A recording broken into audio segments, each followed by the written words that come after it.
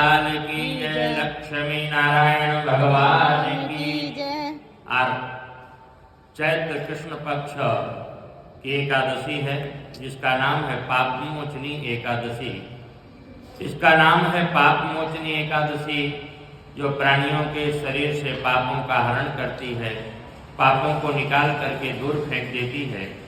तो जो कोई आज की एकादशी का व्रत करते हैं, व्रत महात्म कथा श्रवण करते हैं, उन प्राणियों के समस्त पाप जो है नष्ट हो जाते हैं, विनष्ट हो जाते हैं।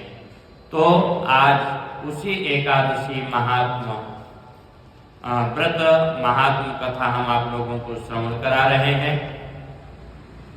धर्मराज युधिष्ठिर बोलते हैं कि हे भगवान, अब आप चैत्र मास के कृष्ण पक्ष की एकादशी के बारे में बतलाइए।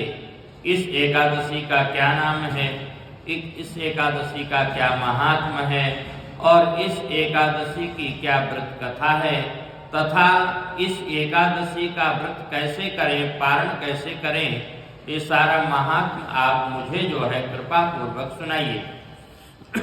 भगवान श्री कृष्ण कहने लगे कि हे राजन, यह एकादशी परम पावन है, परम पवित्र है, परम पुनीत है। इस एकादशी का व्रत करने से प्राणियों के समस्त पापों का हरण होता है, समस्त पापों का नाश होता है। चैत्र मास के कृष्ण पक्ष की एकादशी का नाम है पाप मोचनी एकादशी। तो यह व्रत करने से प्राणियों की समस्त मनोकामनाएं पूर्ण करती हैं। उसके व्रत के प्रभाव से मनुष्य अनेकों प्रकार के पापों को नष्ट कर देते हैं, तथा हम आपको इसकी व्रत कथा श्रवण करा रहे हैं कि इसका क्या महात्म है। कहते हैं प्राचीन काल में एक चैत्र रथ नामक राजा था। एक प्राचीन काल में एक चैत्र रथ नामक वन था, उसमें अप्सराएं वास करती थी। वहां हर समय बसंत रहता था, अर्थात उस जगह सदैव प्रत्येक तरह के पुष्प खिले रहते थे, नाना प्रकार के पुष्प थे, तालाब थे। उस वन में चारों तरफ पुष्पों की जो है सुगंधी फैली रहती थी। उस जगह गंधर्व कन्याएं विहार किया करती थी। वन में इंद्र अन्य देवताओं के साथ क्रीड़ा करने के लिए आया करते थे। किस वन में आया करते थे? चैत्र रथ नामक वन में आते थे। उस वन में एक मेधावी नामक मुनि रहते थे जो बड़े ही तपस्वी थे, हमेशा तपस्या में वह संलग्न रहते थे और भगवान के बहुत बड़े वह शिव भक्त थे। हमेशा शिव की जो है पूजा में लगे रहते थे। शिव का नाम ही है कल्याण। जो शिव का भक्त होता है उसका जीवन में कभी अकल्याण नहीं होता है। एक दिन मंजू घोषा नाम की एक अप्सरा उनको मोहित करने के लिए उनके आश्रम में आती है और वह आकर के उस मेधावी मुनि के आसपास सितार बजा करके और मधुर स्वर से जो है गान करने लगी। उस समय शिव के शत्रु अनंग कामदेव भी शिव भक्त मेधावी मुनि को जीतने के लिए तैयार हो गए। कामदेव ने उस सुंदर अप्सरा को के भू का धनुष बनाया, कटाक्ष को उसकी प्रत्यंचा डोरी बनाई, उसके नेत्रों को उस मंजू घोषा अप्सरा का सेनापति बनाया। इस तरह कामदेव अपने शत्रु भक्त को जीतने के लिए तैयार हो गया। उस समय मेधावी मुनि भी युवा तथा हृष्ट पुष्ट, उन्होंने यज्ञोपवीत तथा दंड धारण कर रखा था। वह दूसरे कामदेव के समान प्रतीत हो रहे थे। उस मुनि को देख करके कामदेव के बस में हुई मंजू घोषा ने धीरे धीरे मधुर वाणी से वीणा पर गाना शुरू किया। तो मेधावी मुनि भी मंजू घोषा के मधुर गाने पर तथा उसके सौंदर्य पे जो है मोहित हो गए। वह अप्सरा उन मुनि को कामदेव से पीड़ित जान करके उनसे आलिंगन करने लगी और वह मुनि उसके सौंदर्य पर मोहित होकर के शिव रहस्य को जो है भूल गए। काम के वशीभूत होकर के उसके साथ रमण करने लगे। उस मुनि को काम के वशीभूत होने के कारण उस समय दिन रात्रि का कुछ भी ध्यान नहीं रहा और बहुत समय तक रमण करते रहे। तदोपरांत मंजुघोषा उस मुनि से बोले कि हे मुनि, अब मुझे बहुत समय हो गया है, अतः मुझे स्वर्ग में जाने के लिए आज्ञा दीजिए।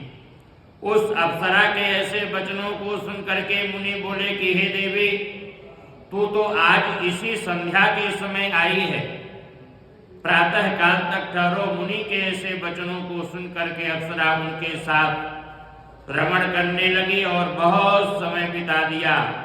फिर उसने मुनि से कहा कि हे देव, अब आप मुझे जो है जाने की आज्ञा दीजिए।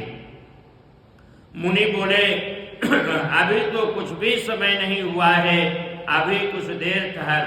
इस पर वह अप्सरा बोली कि हे मुनि, आपकी रात्रि तो बहुत लंबी है, आप जरा सोचिए कि मुझे आपके पास आए कितने दिन हो गए। उस अप्सरा के वचनों को सुनकर के मुनि को ज्ञान प्राप्त हुआ और वह समय का विचार करने लगे।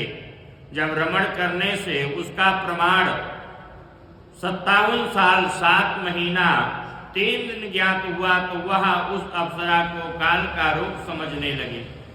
वह अत्यंत क्रोधित हो गए और उस तपनाश करने वाली अप्सरा की तरफ देखने लगे। उनके अधर कांपने लगे, इंद्रियां व्याकुल होने लगी। तब मुनि उस अप्सरा से बोले कि अरे भामिनी, मेरे तप को नष्ट करने वाली, तू अब मेरे श्राप से जाकर के पिशाचिनी हो जा। तूने मेरे ताप को नष्ट किया है, तप को नष्ट किया है, मेरी शिव भक्ति से मोह भंग किया है, इसलिए तुम जाकर के पिशाच योनि में चली जाओ, पिशाचिनी हो जाओ। तू जो है महान पाप किया है, तुझे धिक्कार है। उन मुनि के क्रोध युक्त श्राप से वह पिशाचिनी हो गई। तब वह बोले कि हे मुनि, अब मुझ पर क्रोध को त्याग करके आप प्रसन्न हो जाइए और इस श्राप का निवारण कीजिए। विद्वानों ने कहा है कि साधुओं की संगत अच्छा फल देने वाली होती है। तो महाराज, आप बड़े प्रतापी संत हैं, बड़े साधु हैं, भगवत भक्त हैं, भक्त वत्सल हैं, तो आप मुझे निवारण करने की विधि बतलाइए जिससे मैं इस पिशाच योनि से मुक्त हो सकूं। अब आप प्रसन्न हो जाइए, इसलिए आपके साथ मेरे तो बहुत वर्ष व्यतीत हुए हैं, अतः अब आप मुझ पर प्रसन्न होइए। तब मुनि को कुछ शांति मिली और उस पिशाचिनी से बोले कि तूने मेरा बड़ा बुरा किया है, परंतु फिर भी मैं श्राप से छूटने का एक उपाय बतलाता हूं। चैत्र माह के कृष्ण पक्ष की जो एकादशी है उसका नाम है पाप मोचनी एकादशी। उस एकादशी का व्रत करने से तू पिशाचिनी की देह से छूट जाएगी। इस प्रकार मुनि ने उसको समस्त विधि बतला दी और अपने पापों के प्रायश्चित के लिए अपने पिता च्यवन ऋषि के पास गए। पिताजी से जाकर के बोले कि पिताजी, मेरे से बहुत बड़ा पाप हो गया है, बहुत बड़ी भूल हो गई है। च्यवन ऋषि अपने पुत्र मेधावी को देख करके बोले, अरे पुत्र, तूने क्या किया, तेरे समस्त तप नष्ट हो गए। मेधावी बोले, हे पिताजी, मैं क्या करूं, शिव की माया से मैं मोहित हो गया था। अब इस पाप से छूटने का मुझे कोई उपाय आप जो है बतलाइए। च्यवन ऋषि बोले, हे तात, तुम चैत्र मास के कृष्ण पक्ष की पाप मोचनी नाम के एकादशी की विधि तथा भक्ति पूर्वक व्रत करो, इससे तुम्हारे समस्त पाप नष्ट हो जाएंगे। पिता के वचनों को सुनकर मेधावी ऋषि ने पाप मोचनी एकादशी का विधि पूर्वक उपवास किया है। उसके प्रभाव से उनके समस्त पाप नष्ट हो गए। मंजुघोषा अप्सरा भी पाप मोचनी एकादशी का व्रत करने से पिशाचिनी के देह से छूट गई और सुंदर रूप धारण करके स्वर्गलोक को चली गई। लोमश ऋषि मुनि बोले कि हे राजन, इस पाप मोचनी एकादशी के प्रभाव से प्राणियों के समस्त पाप नष्ट हो जाते हैं। इस एकादशी की कथा के श्रवण व पढ़ने से 1000 गौदान का फल जो है प्राप्त होता है। इस व्रत के करने से ब्रह्म हत्या करने वाले, स्वर्ण की चोरी करने वाले, मद्यपान करने वाले, आगम्यागमन करने वाले आदि के पाप नष्ट हो जाते हैं और अंत में स्वर्ग लोक को यह प्राणी जाता है। इस एकादशी को कैसे करना चाहिए? कहते हैं कि दशमी के दिन एक बार भोजन करना चाहिए। इसके बाद रात्रि के समय दशमी को भोजन नहीं करें। रात्रि विश्राम करने के बाद एकादशी को प्रातः किसी तीर्थ में या घर में स्नान करके और भगवान का जो है अपना नित्य नैमित्तिक कर्म करना चाहिए, भगवान का पूजन पाठ करना चाहिए। इसके बाद शिव जी को जल चढ़ाना चाहिए, भगवान विष्णु की पूजा करनी चाहिए और एकादशी व्रत का संकल्प करना चाहिए। दिन में हो सके तो आप फलाहार कर सकते हैं यदि हो सके, और यदि निराहार करना चाहें तो बहुत ही अच्छी बात है। सायंकाल आप जो है भगवान का पूजन करके रात्रि जागरण करें और जब दूसरे दिन द्वादशी का प्रवेश हो तब आप पारण करें। पारण जो है चावल से जरूर करना चाहिए। एकादशी को चावल खाना नहीं चाहिए और द्वादशी को चावल जरूर खाना चाहिए। तो इस प्रकार से यह पाप मोचनी एकादशी व्रत महात्म्य की कथा हमने आप लोगों को सुनाई और आप सभी का कल्याण हो। बोलो वृंदावन बिहारी लाल की एकादशी महात्म की श्रीमन्नारायण नारायण